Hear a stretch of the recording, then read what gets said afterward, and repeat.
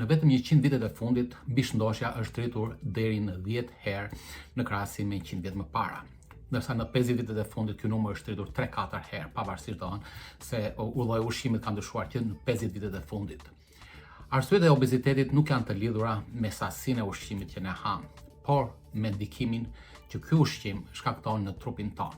Dhe dy janë arsyet kryesore, dhe të dyja këto arsye kryesore në fakt lidhen vetëm me hormonet. E para është reagimi hormonal që ushqimi direkt jep në trupin tonë. E dyta është stresi. Më pak të rëndësishme ose më pak efekt në mbipeshënt ose në obezitetin mund të përmendim janë gjumi, mungesa e një jete aktive, janë disa lloj ilaçesh, janë disa lloj sëmundjesh dhe më rrallë është gjenetike. Përshëndetje miq, unë jam Vali, sot do diskutojmë pikërisht problemin pse ne shëndoshemi. Tre janë përbërësit kryesor të ushqimit në jetën tonë, atë që ne konsumojmë çdo ditë. Që ne ham ushqim dhe energjia që prodhohet nga ky ushqim varet nga këto tre përbërësit. Janë yndyrnat, të cilat janë disa mira llojesh, ato acidet yndyrore që kemi diskutuar. Janë proteinat, që prap janë disa mira llojesh. Kemi dhe karbohidratet. Karbohidratet janë rreth 250-260 lloje në natyrë, po të shtojmë ato artificiale që prodhohen në laborator, diku ke 300 lloje sheqernash, me lloj-lloj emrash të çuditshëm. Më së shumti janë këto emra i mçefin kur i fusin në ushqimet e gatshme, ato që janë brenda në qeska. Karbohidratet kanë hyrë në jetën tonë të përditshme diku ke 10-12.000 vjet përpara kur filloi revolucioni agrokulturor. Deri në atë kohë njerëzit ushqeshin vetëm me proteina dhe yndyrna dhe sigurisht po të gjenin në një frut ose mjalt, po ato ishin shumë të rralla. Siç folëm më para, të gjitha këto sheqernat, drithrat, brumrat, frutat, mjalti, pjetë e ëmbla do t'japin një sinjal ke fundi i gjuhës, ato sinjalet e dopaminës ose receptorët e dopaminës që ndodhen në fundin e gjuhës. Dhe menjëherë aty ne do kemi një çlirimin e insulinës, nga truri do japi urdhër pankrasit të çliroj insulinën dhe insulina nga do dalë direkt në gjak. Pse? Sepse ky karbohidrat, ky sheqer nga të gjitha këto llojet e ushqimeve nuk duhet kaloj 5 gram në total në të gjithë gjakun tonë. Pra folëm dikur ke arsyet të pse ne smuremi ke insulin resistance, është pikërisht kjo gjë me fjalë, sepse mbi 5 gram sheqer trupi jon ose truri jon hyn në alarm, gjendjen e alarmit dhe thotë që po hyn helm, shumë helm në gjak. Ky helm është sheqeri në fakt. Dhe prandaj detyra e glukozës rritet dhe që të marrë ta fusi këtë sheqer kudo në trupin tonë qeliza, mjafton ta heqi nga gjaku. Dhe siç e thash, nëse sheqeri është 90-100 mg për decilitër, po ta konvertojmë në gram për litër, i bie 1 gram për litër. Në 5 litra gjak kemi 5 gram. 5 gram është një lugë çaj. Çdo lloj niveli i lartë i sheqerit do t'japi atë që them diabet, shëndoshje, diabet, deri në vdekje. Janë 2 video që kanë folur për diabetin, nëse dëshironi mund t'i shikoni, janë më të hollësishme me fjalë pse shkaktohet. Insulina nuk është hormon i dëmshëm, është hormon i mirë, sepse na shpëton jetën. Duke hequr sheqerin nga gjaku, na shpëton jetën. Nëse sheqeri është i lartë në gjak, ne do vdesim. Kjo është. Për ta vërtetuar këtë gjë është diabeti tipit të parë. Pra, kur në diabetin tipit parë ne nuk prodhojmë dot insulin nga pankrasi, sheqeri shkon lart dhe pacienti mund të vdesë. Për këtë arsye, kur u zbulua insulina në 1921 dhe u vu në zbatim në 23-shin, këta njerëz u shpëtoi jeta. Pra, diabeti tipit të parë nuk prodhojnë insulin, pa insulin vdesin.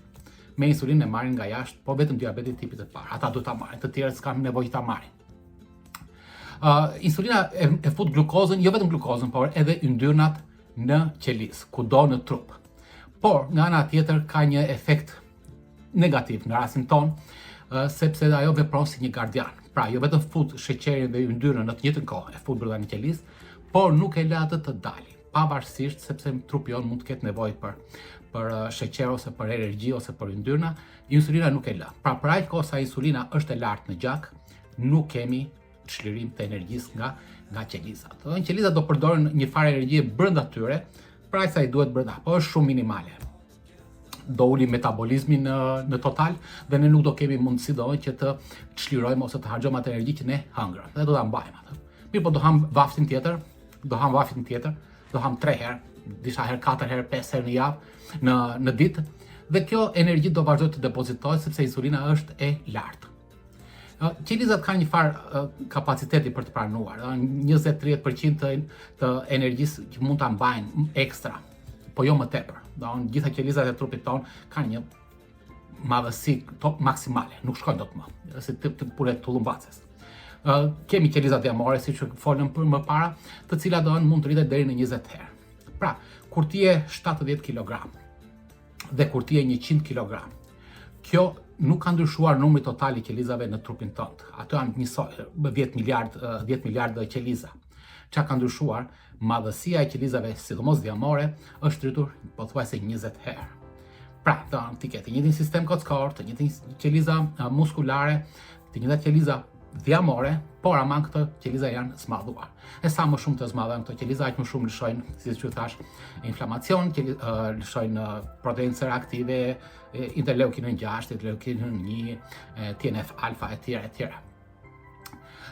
Trupi jon pavarësisht se ka nevojë, ose truri jon, më saktë, qofse është bërë insulin resistance, nuk pranon më rezistencë, ka rezistencë ndaj insulinës, atëherë truri do të ndihet tërkohës i uritur. Truri do thotë unë s'kam ushqim. Trupi është plot me ushqim, insulina është e lartë, nuk le që ky ushqim të çlirohet ose të përdoret, ndërkohë që truri ndjen uri për vete dhe na jep urdhër tërkohës që ne të ham, të ushqemi.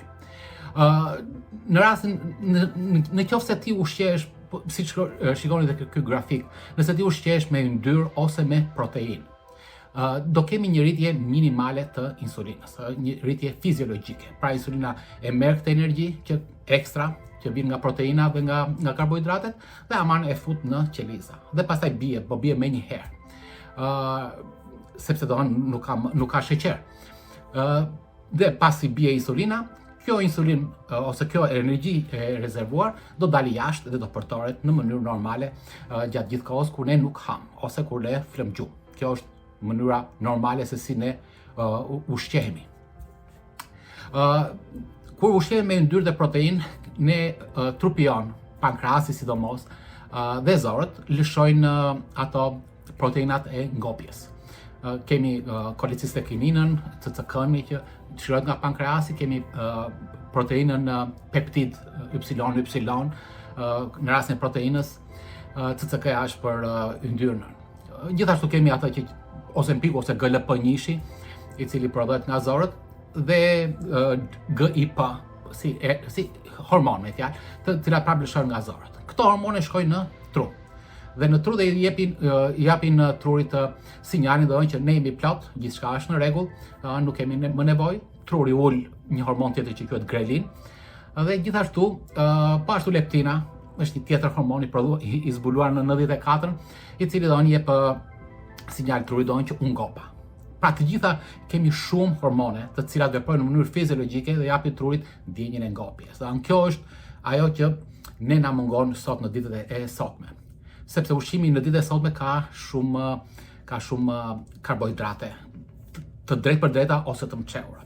Buka është me karbohidrat, makaronat, orizi, patatet, sheqeri vet. Dhe të gjitha këto janë karbohidrate. Dhe kur kemi karbohidrat, trupi jon ose truri jon nuk ka sinjal për karbohidratin. Pra, nëse ti ushqesh me karbohidrate, pavarësisht se është miks ushqimi, proteina, yndyrna, po kemi dhe karbohidrate, atëherë në këto raste ne do vazhdojmë të ham, nuk kemi sinjal, sepse po ngopemi, vazhdojmë ham shumë derisa fruhet stomaku, dhe në këtë rast jepet një sinjal mekanik nga stomaku, në drejt trurit dhe thotë që ka një ngopje, po ama në shumë vonë, me fjalë, se stomaku është fryrë jashtëzakonisht shumë.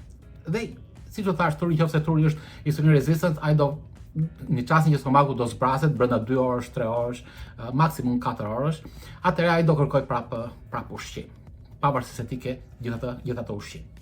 Arsyeja e dytë kryesore, pra kjo është arsye e para, ne nuk kemi hormon ngopjeje në trupin ton kur ham karbohidrate. kur ham yndyrna dhe proteina, kemi 5-6 nga ato kryesore, ndërsa kur ham karbohidrate nuk kemi.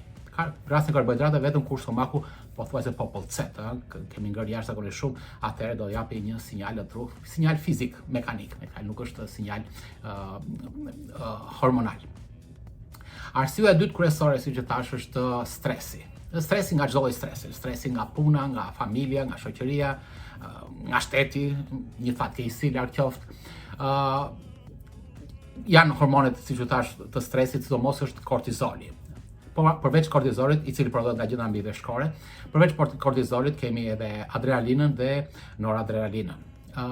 Sinjali nga truri, sinjali stresi nga truri ACTH-ja shkon në gjëndra mbiveshkore dhe lëshiron këto hormonet.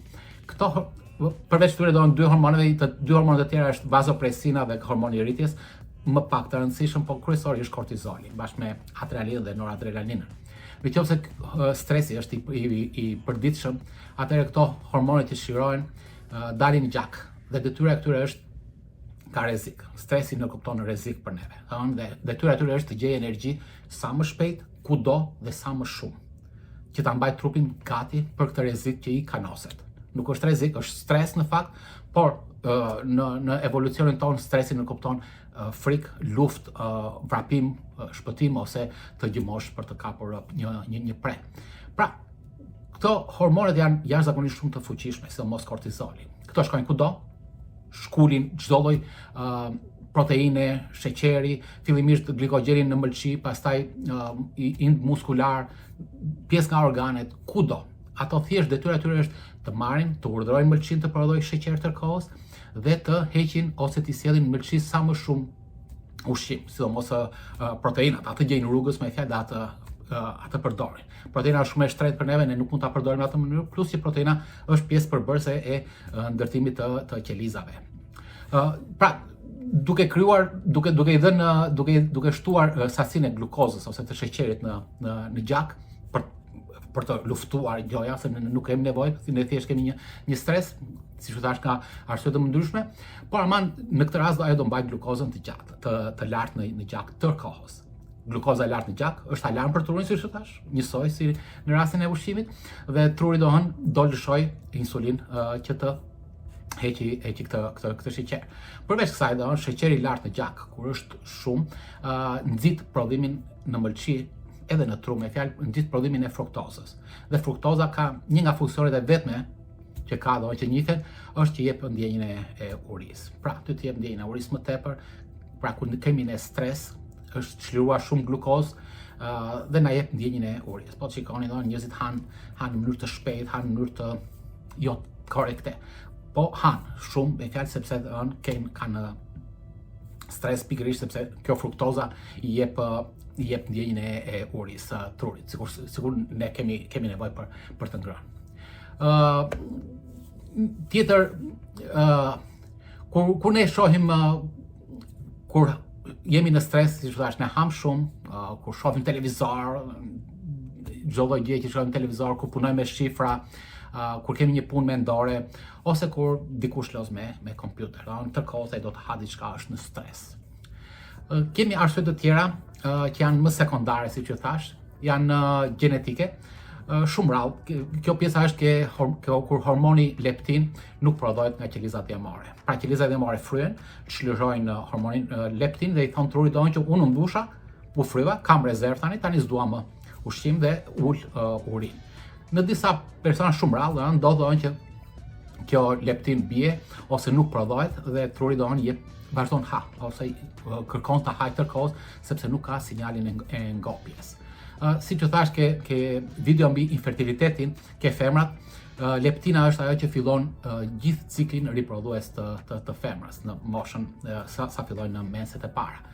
Pa leptin nuk ka mense, nuk ka shtatzani, nuk ka jetë. E dyta kryesore në pjesën sekondare është gjumi. Gjumi, kur kemi ndalime të shpeshta të frymarrjes gjatë natës, sidomos nga mbipesha, ose nga insulina, nga rezistenca e insulinës, ke fundi i gjuhës, trashet gjuha, pjesa e gjuhës, njerëzit gërhasin shumë, por ama ndalon frymarrja, sepse zvogëlohet kalimi i ajrit në faring, në fyt. do flasim në një video më vete për gjumin se është gjigante. Janë disa ilaçe, si që thash, që diabeti është insulina dhe sulfanilurea, të cilat shtojnë insulinë në gjak. Kortikosteroidët, anti-inflamatorët që ne i marrim për sëmundje të ndryshme ose edhe si karamele kur thon, veprojnë njësoj si kortizoli, janë prednisoni, fluktikazon, hidrokortizoni, sepse do të çlirojnë glukozën në gjak, njësoj si veprimi i që bën kortizoli. Dhe antidepresantët dhe antipsikotikët gjithashtu do japin në shëndoshje, sepse ato japin efekt në tru të çrregut. Truri nuk e kupton dot është i ngopur apo jo, dhe që t'i bie shkurt, instinkti është që vazhdo ha derisa të marrësh vesh do je i ngopur apo si i ngopur. Jeta sedentare, mos lëvizja, siç u thash, kam thënë gjithmonë do insistoj kjo që kemi 40% të trupit tonë kemi muskuj, duhet i përdorim ato sepse këto na ndihmojnë që të heqin tërkohës insulinën dhe të djegin energjinë e tepër që ne e kemi në trup. Janë disa sëmundje si për shembull hipotiroidizmi, sepse ulet metabolizmi i trupit dhe për të kompensuar këtë që rritet në gjendja mbiveshkore rrit kortizoli, me fjalë për të rritur metabolizmin. Mirë po, tjetra është sindroma Cushing, në gjendjen mbiveshkore është ajo që quhet sindroma Cushing, është t'i rrallë me fjalë po është tumor në gjendjen mbiveshkore, si edhe rritje të kortizolit dhe kemi rritje të peshës, sidomos në pjesën e belit, në pjesën e mezit, dallohet një formë karakteristike si bos, si fuqi me fjalë në mes e rritur. Është menopauza, folëm ke video menopauzës kur ulet estrogeni, me fjalë që femra do shtojnë në peshë sepse insulin rezistën del në pah në atë çast dhe estrogeni nuk e mbulon dot më. Këto janë arsyet kryesore që ne shëndoshemi. Në një nga videot e ardhshme do ju tregoj disa nga mënyrat se si të dobësohemi duke pasur një shëndet të plotë. Nuk është një video e më vete, do janë disa video me fjalë, po jo video e ardhshme, po në disa nga videot e ardhshme. Nëse ju pëlqen këtë video, like, subscribe dhe ju uroj të keni një ditë të mbarë dhe do shihemi së shpejti. Mirupafshim.